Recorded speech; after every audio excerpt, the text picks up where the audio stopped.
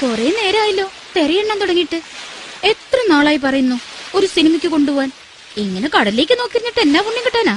Cinema കാണണമെന്ന് എനിക്കും ആശയുണ്ടടി, പക്ഷെ കാശില്ലാതെ എങ്ങനെയാ? ടിക്കറ്റിനൊക്കെ ഇപ്പൊ എന്നാ ചാർജാ?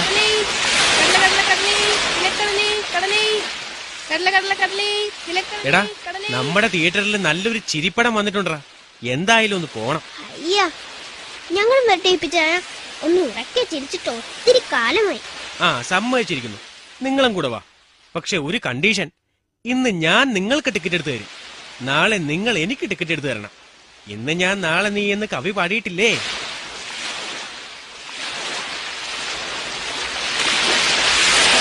ചെലവില്ലാതെ നമുക്ക് സിനിമ കാണാനൊരു വഴിയുണ്ട്.